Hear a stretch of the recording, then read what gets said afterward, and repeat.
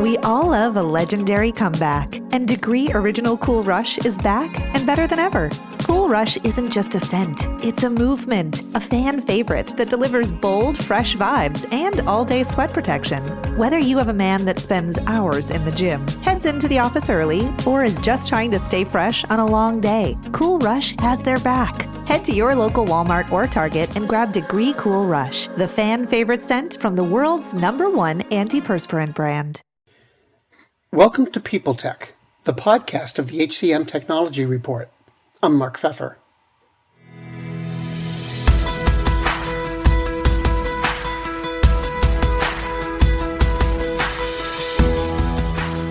In its 7 years, the startup Joonko developed a hiring platform focused on DEI, employed dozens of people, and raised a total of $38 million.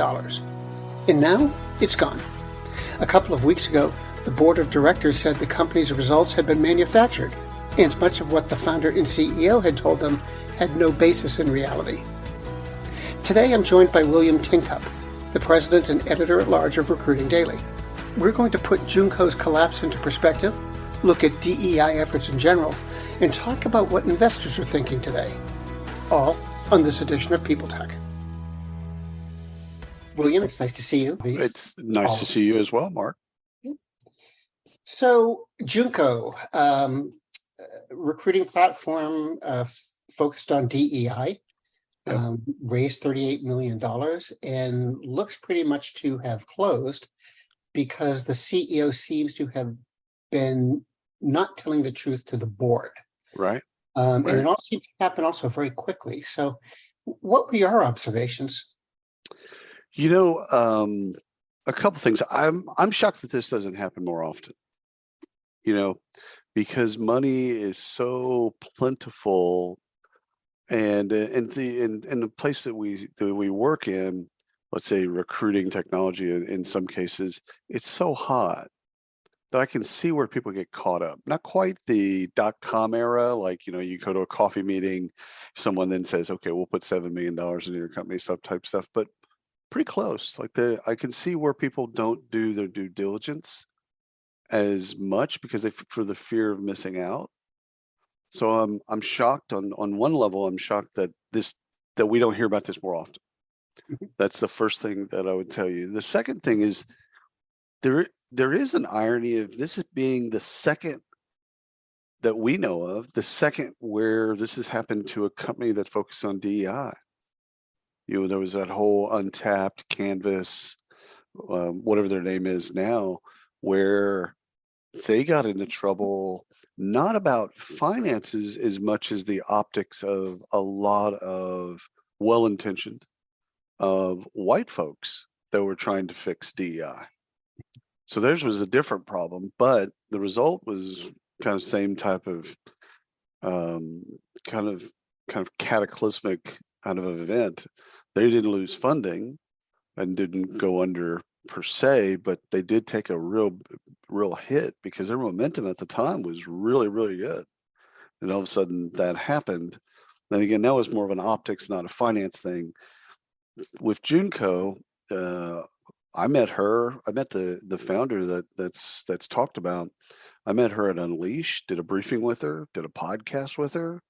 I just thought the world of her. I thought she was really, really sweet. She had her baby with her, like a newborn. She had her newborn with her, and in one of those little things that you carry. And just like I thought she was just really trying to fix things. So like I could see where people could get like fall in love with a person, fall in love with a solution, and then, you know, maybe it wasn't doing everything it was supposed to. I was telling you this last week. I read a lot of, with this one in particular, I won't read the American news as much as the Israeli news to then find out like what's really going on, because they're based in Tel Aviv, and so it's pretty harsh. I mean, the things that have been levied against them, all the executives have quit, as I understand it. Most of the employees have quit, and they're turning out the lights. Like this isn't hey, we had some indiscretions or didn't do a great job of auditing. Like that's what I thought it was at first. When I first read it, I thought, okay, so the board wanted her to do a better job of internal, you know, monitoring and this, that, and the other. Like, okay, well, you know what? That's true of a lot of startups. They get into a certain place, their accounting hasn't evolved, to at the same pace of maybe their product or sales and marketing. And the board wants to make sure that they're doing the best by the shareholders, and they want to be fiscally conservative, responsible, etc. And I thought she just wasn't taking their advice. Like, okay, well, that happens with entrepreneurs. They're wild cards. That happens. I deal with entrepreneurs every day. Yes, sometimes they take your advice, sometimes they don't. But this one seems, now that I've poked around it a bit more, this seems a little bit deeper than just an entrepreneur not wanting to take advice.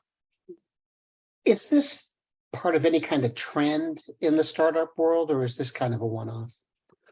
It's a one-off because, it's a one-off for me because this, again, is a great example for everyone that's interested in work tech or HR tech, whatever, is as kind of a cautionary tale. So if you're in a rush to fund somebody, you don't want to be like this. You don't want to be like Joonko. Like Joonko's now going to be like a Q-tip of our industry that say, well, listen, you don't want to be that. You don't want to be in that rush. Yes, you want to get a term sheet. Yes, you want to fund them. Yes, you believe in a product, but you don't want to be in so much of a rush that you don't do your due diligence. That's audited financials. It's all kinds of things to make sure that you're putting that much money into a company. You just got to make sure that you expect that there's some things that an entrepreneur has done throughout the tenure, that's not perfect, because that's not their bid. Unless they came up through finance, which most of them don't, they're not, the financial house isn't in order. But there's things that are like I deal with this lawyer who's on one of the funds I'm involved with, and all he does is undo what founders do. Like his whole bid, he lives in the Caribbean, and he's used to, okay, it's a Canadian company, they've got an S corp in Delaware, we need to make it into a C corp because S corp has this type of tax implications, or we need to do this. Like he knows how to basically take all the mistakes that they've made and then triage those into, and then to make the books be a certain way so that the next funders can come in and go, oh yeah, the books look straight. So I think they'll be used as a cautionary tale. I don't think it's like we're going to pop up and go, by the time we get to HR tech, it's like, oh, there's 12 more Joonkos. I think this was really a one-off deal, but I think it'll be used in a positive way of, hey, don't be in a rush. Don't be in a rush and make mistakes along the way in terms of due diligence. And not a bad thing for practitioners either, for them to understand things like this. Yeah, well, the investor said that they did serious due diligence before their, I guess, rounds. Yeah. So, it's like everything you're saying makes perfect sense. But then here they say, well, we did the due diligence. How could they do the due diligence and not find some of this stuff? That's right. So either you did and you're incompetent, or you did. Right? You can't have it both ways. If you're going to say we did the due diligence, then it's like, well, then why didn't you find these things if you did the due diligence? Somebody needs to be fired. Or probably the better example, what really happened is they trusted the due diligence that was already there. Yeah. And they didn't do their own. They basically said, yep, we trust that. And what was it, Reagan that said trust but verify? I can't remember who said that. Yeah. So the verify part on that is the most important for funding people. Is just you got to make sure. You can't leave it to chance. It's not your money. That's the thing. When you're on the private equity or even the VC side of things, it's not your money. You're using other people's money. So you're the steward of this other group of people's money.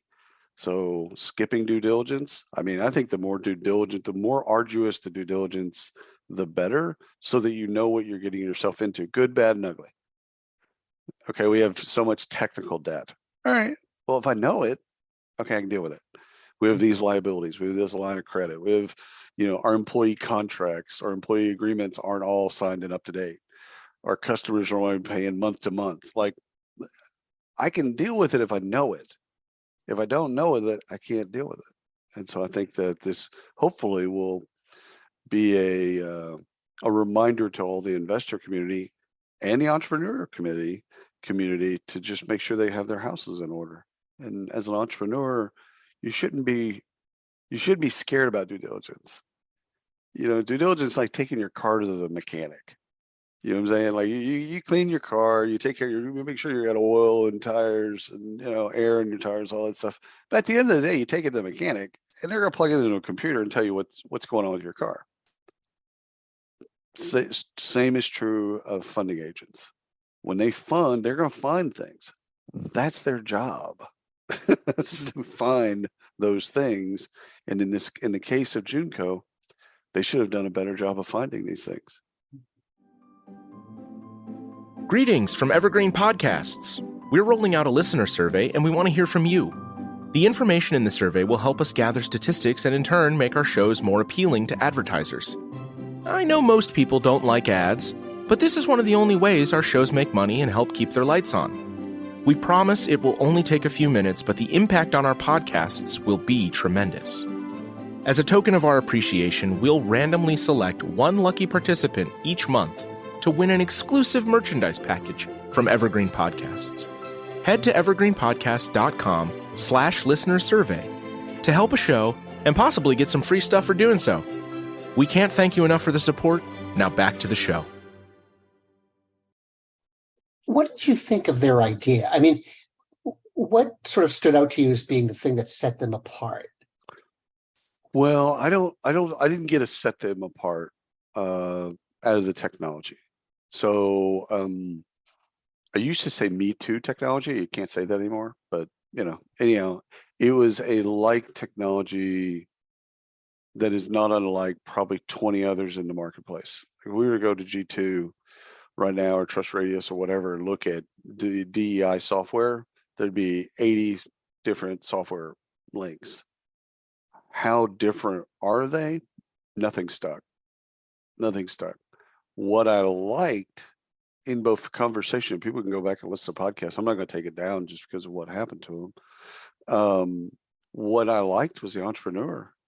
Ironic as it may seem, as it is, as we look through the lens of today, I was betting on her.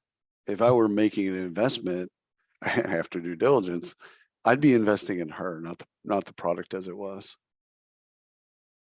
Do you think there's folks out there who will sort of jump into the space that Joonko's left, or were they really just one of a number of companies doing this? I think it was, again, a lot of things led up to this. Me Too, Love is Love, Black Lives Matter, George Floyd getting killed right in front of us.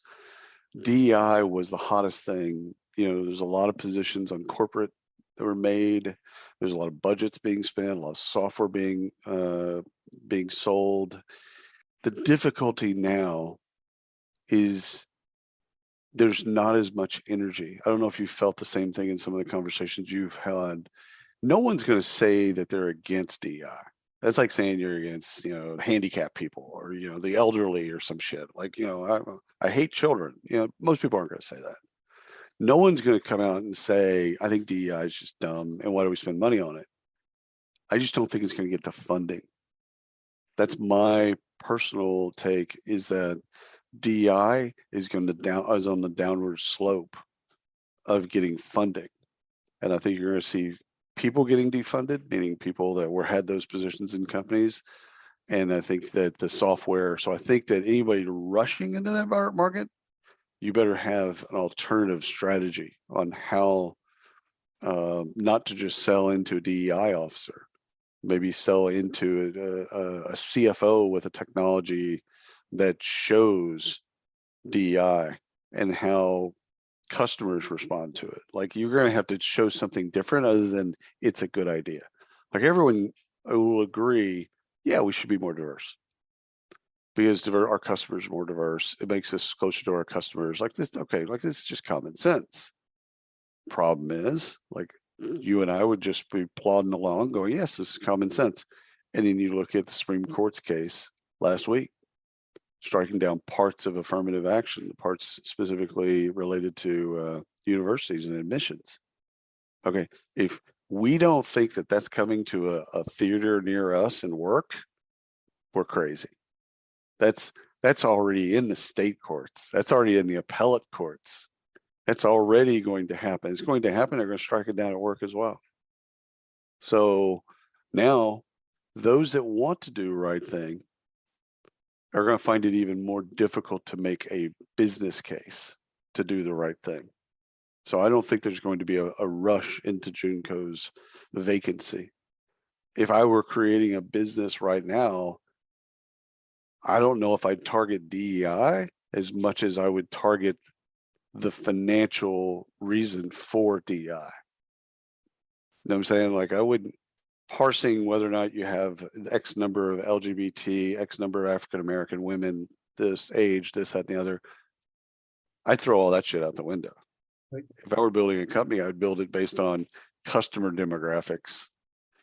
And how can we get more out of customer demographics based on our own demographics?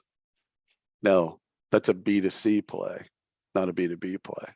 And that would be interesting. It's like Gainsight for customers, but going deeper into the relationship of like their psychographic demographic data, and then selling that back to the CFO and saying, we're too far away from our customers.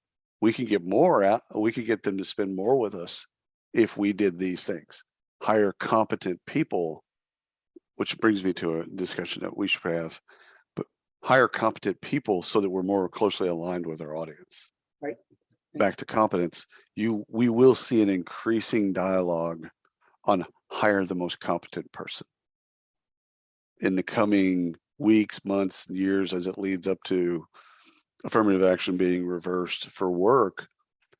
You're going to hear, especially out of the conservative corners, you're going to hear a whole lot about competence. We just need to hire the most competent person. Just need to hire the most competent person. Doesn't matter. Need to hire the most competent person. You just kind of hear the talk tracks. That's going to happen. And they're not wrong, by the way. Like that argument, while we might not like it on some level, they're not wrong. Mm-hmm. I mean, I can't remember the SNL comic, but he's got a bit on airline pilots. And he's like, DEI makes sense up until you talk about airline pilots. Do I want my airline pilots to be the most diverse? Or do I just want them to land the plane and take the plane off and arrive on time? And whether or not they're white and old or whatever, I don't care. That argument, we don't like that argument. That argument with probably 50% of America holds weight. And they don't see it as racist. They Right. see it as, why wouldn't you want a competent surgeon? Why wouldn't you want a competent attorney? Why wouldn't you want a competent dentist, etc.? And they're not wrong. We do. Like, I used to use this example to really piss people off. I'm like, yeah, everyone's liberal up until the point where you get jammed up with a felony and your lawyer's wearing flip-flops. Then you're not fucking liberal. Yeah. That's the moment you turn, I don't want a guy in flip-flops. I want the guy Harvard educated. I want a ruthless SOB to rip this thing to shreds and get me off. So with all of that as background, I mean, the court rulings that you were talking about, the politics of it, the societal feelings of it, how are those related to the downward trend of venture funding going into these companies? I can tell you from what I see is the venture funds themselves, too, they're having a hard time raising money. So it's gotten tighter on them because they go around to family offices and other large funding agents and they get money from them. They're having difficulty proving the ROI of their last fund and proving the ROI of the investments that they have right now. Their thesis, all VCs have a thesis in which they're all private equity firms. They come with a thesis, and they're having a hard time proving their thesis to be true because of the uncertainty in the market. I mean, not just COVID, but like 3 different versions of COVID. COVID where you fired everyone, COVID where you hired everyone, COVID where you fired everyone, COVID where you're like, oh, we're done. Oh my God, things are going to be great. Oh shit, now they're not great. Like no one can get their feel for what's actually going on with this economy. We say we're in a recession, but we're not really in a recession when it relates to certain industries. Certain industries are booming. Like you can't hire fast enough. You can't hire enough. And I think the VCs, where they've gotten conservative, is their money has got conservative. So the money that they represent has gotten, and raising money, they've got conservative. And I would throw in the X factor, a ChatGPT and OpenAI. So when that became commercialized just a couple of months ago, I mean, a lot of people that study large language models have known about it a long time and all that other stuff, but when it became kind of mass marketed, I think a lot of the VCs hit pause on a lot of their deals and went, wait a minute, this is disruptive. This is like the internet. This is disruptive. I really like this telecom play that I'm about to put money into, but wait a minute, how will AI disrupt that telecom play? And I think all of them, probably not a bad idea, by the way, I think all of them hit the brakes. And so they look at, we have to be more conservative. Our money is more conservative. Oh, by the way, there's this new X factor that could be more, it's more of a paradigm shift than the internet, which is hard to believe as we sit here and think. But you know what? I see on Instagram, I see AI models. I see AI models that walk, talk, eat, dance, like total AI, totally made up, right? Why do we need actors? Why do we need actresses? Like, why do we need TV commercial? Why do we need models? Like, so if you can think about it from that perspective, like it can disrupt anything.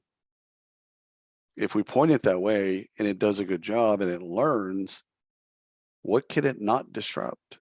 So I think, to answer your question, it'd be twofold. The money got conservative, got scared, which is what happens generally when you have some type of economic, instability or whatever.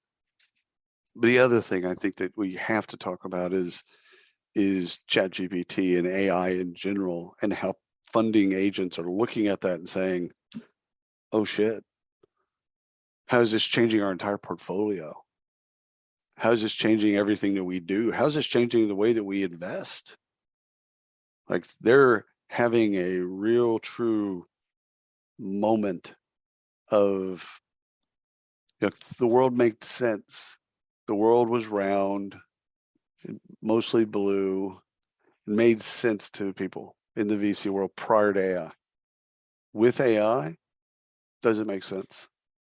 And they're all trying to figure out how to make sense of this new world. And in doing so, they're not in a rush to put money into something. And unless, like Beamery, they have their own large language model that's talent. You wrote about it as well. Talent GPT, where they've been doing it for 2 years, making their large language model focused on their customers, speaking, recruiting, candidate, hiring manager, etc.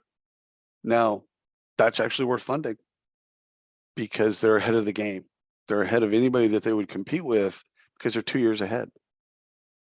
So if I were writing checks, I'd write checks for that because they already got ahead. Now you can put them into growth mode, throw 30 million at it, and it's like all they need to do is go market it. William, thank you. Thanks for being here. Vice versa, brother. Thank you for having me.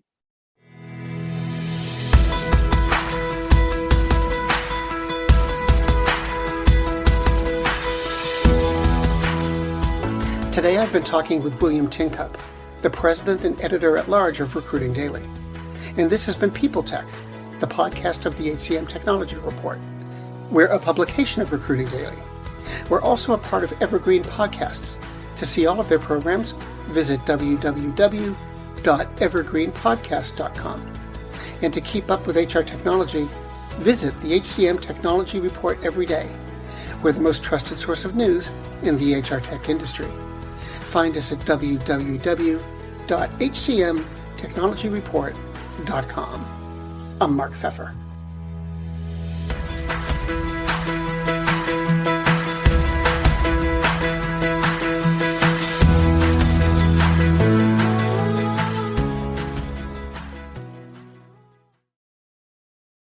The world's best-known investor and Wall Street expert Warren Buffett once said, "Wall Street is the only place that people ride to in a Rolls-Royce to get advice from those who take the subway." Mr. Buffett's quote is remarkably accurate, but how many people would rather receive advice from him than someone simply guessing? Welcome to Buy, Hold, Sell, your single source for Wall Street knowledge and profitable guidance. Please join me, Todd Schoenberger, and fellow trader Tobin Smith, as well as host Veronica Dudo, for a podcast known to move the needle for investors. Tobin and I are seasoned Wall Street executives with deep investment experience, and we are prepared to share our advice to those who choose to listen. Download Buy, Hold, Sell today on the Evergreen Podcast Network or your favorite podcast channel. Faith in the news media has been challenged, making it even harder to get stories told. The Friday Reporter podcast was created to help audiences better understand the media by hosting journalists who will answer the questions to which we need answers. Join me every Friday to hear more.